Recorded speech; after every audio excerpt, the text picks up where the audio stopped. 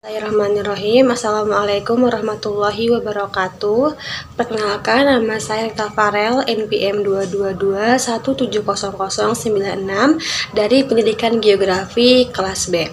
Kali ini saya akan menjelaskan tentang materi konservasi dan reklamasi lahan.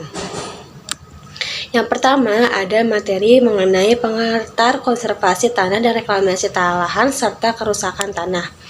Reklamasi lahan adalah proses pemulihan atau penataan kembali lahan yang telah mengalami degradasi atau kerusakan ekologis agar dapat digunakan kembali dengan tujuan tertentu. Menurut Howard T. Odum, reklamasi lahan adalah upaya untuk mengubah suatu lahan yang telah terdegradasi menjadi suatu sistem yang lebih produktif dan lebih stabil. Kemudian, ada pengertian konservasi lahan adalah suatu usaha untuk melindungi tanah dari kerusakan akibat erosi, pencemaran, atau degradasi dengan tujuan untuk menjaga kesuburan, produktivitas, dan fungsi ekologis suatu tanah. Manfaat konservasi lahan diantaranya bagi petani, konservasi tanah dapat meningkatkan kesuburan dan produktivitas tanah. Bagi masyarakat setempat, konservasi tanah dapat meningkatkan ketahanan pangan, serta bagi pemerintah, konservasi tanah dapat mendukung pembangunan nasional yang berkelanjutan. Kemudian, ada pentingnya tanah sebagai sumber daya. Yang pertama, menyediakan unsur hara. Unsur hara dibutuhkan tumbuhan. Semakin banyak unsur hara tumbuhan, maka semakin subur. Kemudian, menyediakan bahan mikroorganisme. Mikroorganisme pengurai tinggi di tanah dan mendapat makanan dari tanah. Yang ketiga, ada menyediakan tempat bagi aktivitas makhluk hidup. Semua makhluk hidup tinggal dan beraktivitas di tanah. Kemudian ada permasalahan yang menyebabkan kerusakan tanah, yaitu ada pencemaran dan juga degradasi. Pencemaran adalah kondisi tanah yang tercemar di permukaan atau bawah tanah. Pencemaran ini disebabkan karena adanya polutan atau kontaminan yang mencemari tanah. Kemudian yang kedua ada degradasi.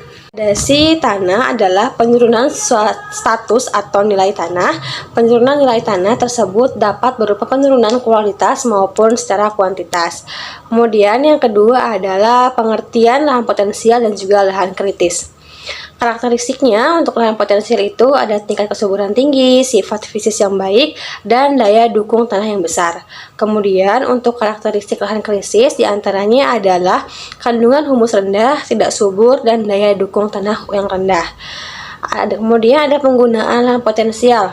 Lahan potensial dimanfaatkan untuk pertanian ekstensif dengan penanaman menurut strip, penggiliran tanaman, dan pembuatan teras tangga dengan tanaman berseling. Jenis tanaman untuk lahan potensial adalah tanaman yang memerlukan kondisi tanah yang subur dan memiliki kemampuan untuk menahan erosi. Contoh tanamannya itu ada pohon alpukat. Kemudian ada penggunaan lahan krisis. Lahan krisis dapat digunakan menjadi hutan tanaman rakyat dengan teknik agroforestry. HTR dapat membantu meningkatkan kesuburan tanah dan mengurangi degradasi lahan. Kemudian ada strategi mengidentifikasi lahan potensial dan lahan kritis. Di antaranya, pemetaan lahan yang rinci dan akurat penting untuk mengidentifikasi lahan potensial dan kritis. Kemudian, ada analisis kemampuan lahan melibatkan evaluasi sifat fisik, kimia, dan biologis tanah, serta kajian fungsi kawasan melibatkan analisa tentang bagaimana lahan digunakan dan bagaimana penggunaan lahan tersebut mempengaruhi lingkungan setempat.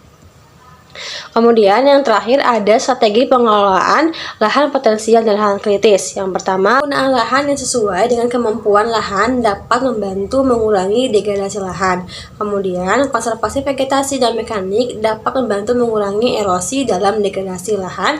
Serta yang terakhir, ada rehabilitas lahan dapat membantu mengurangi degradasi lahan dan meningkatkan kesuburan pada tanah.